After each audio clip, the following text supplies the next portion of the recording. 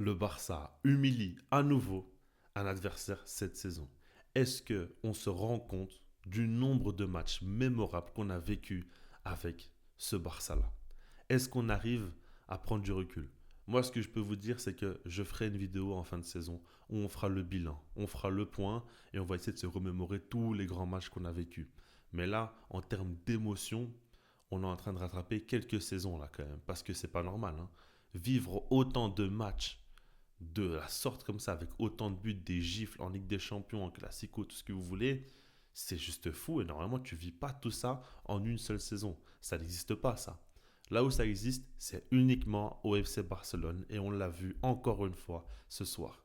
C'est incroyable. Vraiment, c'est incroyable. Et pourtant, ce n'était pas si simple que ça au départ. Alors déjà, le Barça commence bien le match, ok, avec une intensité complètement dingue. Pour moi, les 10 premières minutes de jeu, mais Dortmund ne voit pas la lumière. Dortmund n'arrive pas à enchaîner 3 passes de suite. Dortmund n'existe absolument pas. On le voit parce que le Barça joue de manière très agressive, avec un pressing à la gorge. Mais quand ils sont comme ça, ils font peur. Même nous, devant notre télé, on a peur. On a l'impression que dans notre salon, il y a un gars qui va ouvrir la porte et qui va nous récupérer le ballon alors qu'on n'a pas de ballon. C'est fou. Ils te font des trucs quand même des fois. Tu te dis mais comment ils arrivent à trouver autant de ressources et de motivation? Parce que le truc c'est qu'on les a vus il y a 3 jours face au Real Betis en championnat. Ils paraissaient tous fatigués. Ils n'ont pas mis en place une grosse intensité. Là, ils sont allés commencer ce match-là avec une intensité qu'on a rarement vue cette saison carrément. Donc ça c'est assez dingue. Mais par la suite, le Barça donc s'est créé beaucoup de situations dangereuses, n'a pas su concrétiser. On était un petit peu déçus, on se disait que ça aurait été bien quand même de commencer le premier quart d'heure avec un but, vu la domination qui était folle. Pourtant, ça n'a pas été le cas. Le premier but est tombé à la 25e minute de jeu et sur un coup de pied arrêté. Quand on regarde déviation de Lewandowski, Koubarsi, lui qui tire de son pied un petit peu au bout de son pied, on va dire, il arrive à bien tirer et à battre le gardien. Mais Rafinha, lui, va lui voler le but. Alors on a tous eu très peur parce qu'on pensait que c'était hors-jeu. Maintenant, au final, il n'a pas été en position de hors-jeu, ça se joue à rien du tout. Mais Rafinha a réussi à voler le but de Pau Kovacic. Donc à ce moment-là, le but lui est accordé. Ça fait 12 buts pour lui cette saison Ligue des Champions en 11 matchs. C'est phénoménal. Mais à ce moment-là, ce qui est le plus important, c'est que le Barça mène au score. Après cette période de domination, il fallait concrétiser.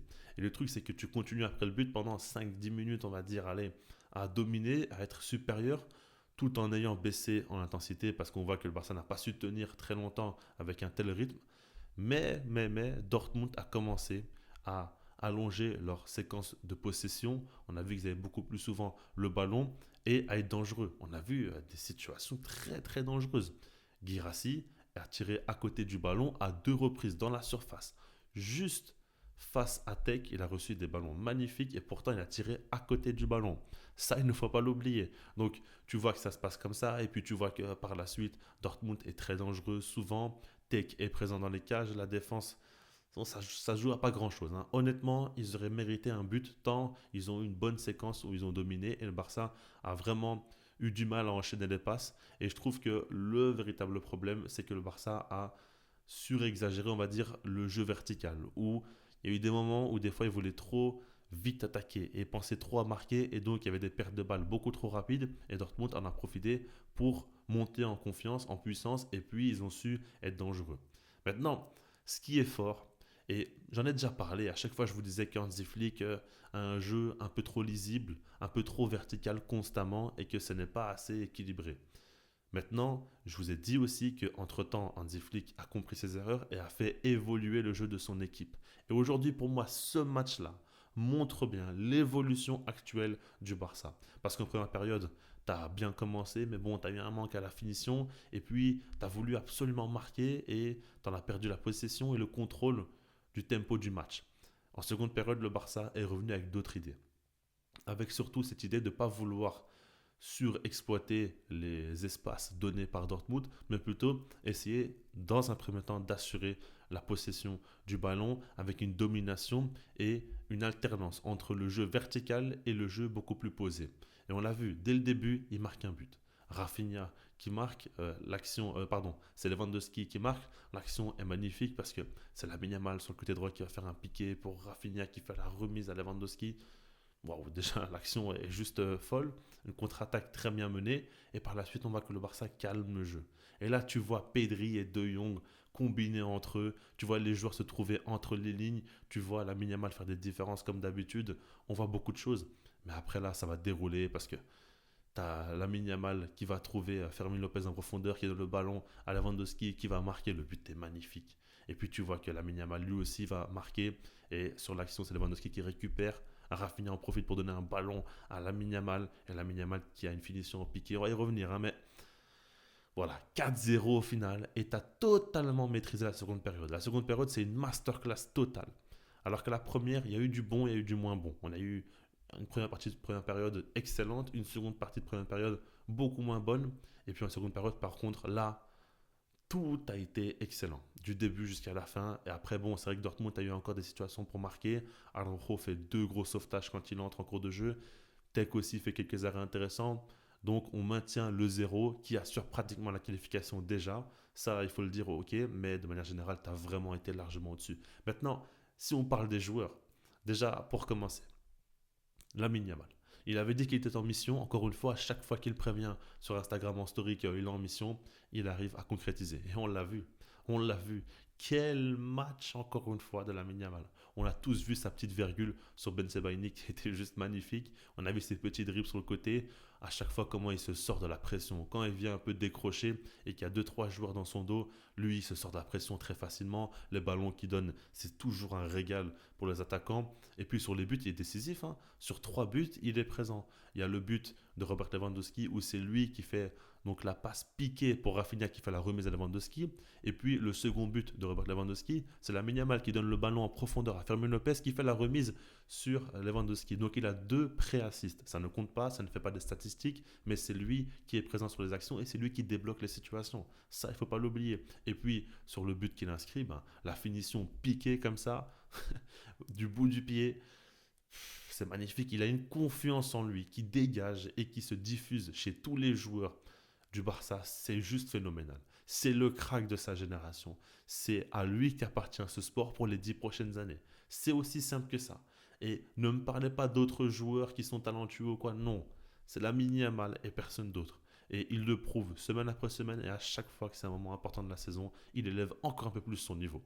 Et puis quand tu regardes à côté, ben, on va pas beaucoup en parler peut-être, mais Lewandowski, mine de rien, il fait un gros match. Il n'a pas très bien commencé dans les 20 premières minutes de jeu, mais ensuite, il s'est vraiment mis au diapason et on a vu un grand Lewandowski. Déjà, il met un doublé en Ligue des Champions en quart de finale, donc forcément, il fait un gros match. Au bout d'un moment, même si dans le jeu tu n'apportes rien, si tu mets un doublé à un moment aussi important de la saison, c'est très bénéfique. Mais surtout quand tu regardes, même dans le jeu, il a été présent, comme je vous l'ai dit aussi pour le but de la Yamal, c'est lui qui récupère le ballon. Son pressing a été présent et il a été bon à ce niveau-là. Et donc à chaque fois en mouvement, à chaque fois aussi se proposer pour ses coéquipiers, il gardait un peu moins le ballon que d'habitude et ça j'aime bien quand il joue un peu plus rapidement.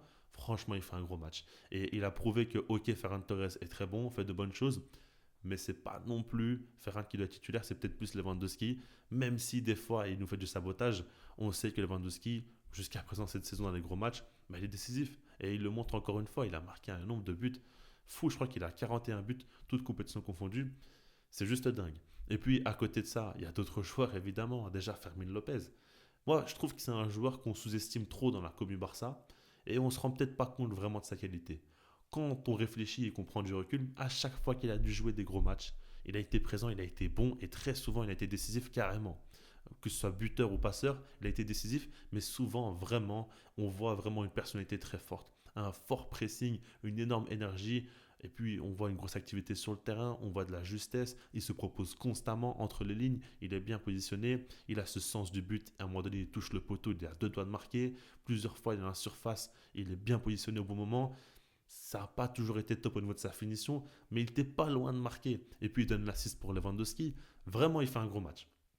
Il n'y a rien à dire, j'ai beaucoup, beaucoup aimé son match et je trouve qu'il faut lui donner plus de crédit. Dans ma vidéo avant-match, je le voulais en tant que titulaire et j'ai vu beaucoup de gens dire que non, c'est peut-être pas lui qui mérite le plus. Il faudrait peut-être mettre Gavi ou Ferran Torres, mais je trouve que Fermin Lopez, encore une fois, dans ce type de match-là, il ne déçoit pas. Et en l'absence de Dani Olmo, il te faut un joueur comme ça présent entre les lignes, mais il fait beaucoup, beaucoup de bien et ça me rassure pour la suite parce que tu peux te permettre de ne pas avoir Dani Olmo, mais d'avoir un joueur quand même très, très fort. Et par rapport au reste, Bah, déjà, Rafinha, son but, il l'a volé à Koubalsi, ça on le sait, mais par contre, sa prestation, il l'a volé à personne. Il a été excellent et j'ai beaucoup, beaucoup aimé son match. Déjà, sa remise de la tête pour Lewandowski, elle est très intelligente. Franchement, j'ai trouvé ça impressionnant. Et puis la passe décisive pour la Yamal aussi. Il la donne dans le bon timing, avec une bonne précision. Il offre une occasion de but à la Yamal qui va terminer l'action. Ça, encore une fois, c'est magnifique. Franchement, gros match de Rafinha, grosse activité. On n'a pas beaucoup vu devant les cages, mais on l'a beaucoup plus vu en tant que passeur. Au final, il a, si je ne me trompe pas, oui, un but et deux passes D quand même dans ce match-là. Il a 12 buts et 7 passes décisives en Ligue des Champions. 19 GA en Ligue des Champions. C'est juste lunaire. C'est complètement fou. C'est Rafinha, quoi, tout simplement, cette saison qui est dingue. Koubalsi aussi qui fait un gros match.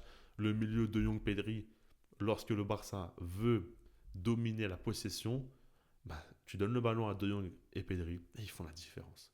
C'est eux qui vont s'occuper du mitard. C'est eux qui font ce qu'ils veulent. Pedri, je suis content qu'il ait pu sortir aussi, avoir un peu de repos à 10 minutes de la fin. Mais ouais, Pedri, c'est Pedri. Et on le voit à chaque fois, l'organisation du jeu, etc. Non, vraiment, c'est un match qui fait kiffer. Puis tu as même Ansu Fati qui entre en fin de match, qui a un peu de temps de jeu. Ansu que j'aimais tellement auparavant. Après, c'est pas que je l'aime plus aujourd'hui. Mais bon, c'est difficile de croire en lui, encore une fois, parce que physiquement, on voit qu'il est cramé. Plus aucun coach ne lui fait confiance. Il y a un vrai problème autour de ce joueur, mais ça fait plaisir qu'il entre en cours de jeu. Et on a senti que par exemple Rafinha voulait à tout prix le faire marquer. Ça, c'est des images que j'aime beaucoup. J'ai critiqué le comportement de Rafinha par rapport à certaines choses, mais dans ce type de situation-là, j'aime beaucoup le comportement de Rafinha. Parce que dès qu'il est entré, il vient taper dans ses mains, l'encourager. Dès qu'il a un ballon, Rafinha, il essaie de trouver un Fati tout de suite, essayer de le faire marquer. Mais ça, c'est pour mettre en confiance les coéquipiers. Alors peut-être qu'Ansu Fati n'aura pas un rôle important à jouer cette saison, mais on voit qu'il a un bon cœur et qu'il pense à ses coéquipiers et ne pense pas qu'à lui. Et ça, vraiment, ça force le respect envers Rafinha. En tout cas, par rapport à ce match-là, tu gagnes 4-0, tu as pratiquement assuré la qualification. Ne me parlez pas quand même de remontada. Ils ne vont pas mettre 5 buts au match retour face au Barça. Là, c'est mort. C'est une gifle qu'ils ont ramassée et le Barça a été largement supérieur en seconde période, notamment en première, à quelques moments, mais pas toujours. Mais en tout cas, dans l'idée, ce Barça-là est juste mémorable, historique. Franchement, on vit une saison dingue, quoi qu'il arrive. Cette saison-là, on va s'en rappeler parce que le nombre de matchs qu'on a vécu, c'est juste fou. Bref, dites-moi vous ce que vous pensez dans les commentaires et puis sinon, moi je vous dis peace.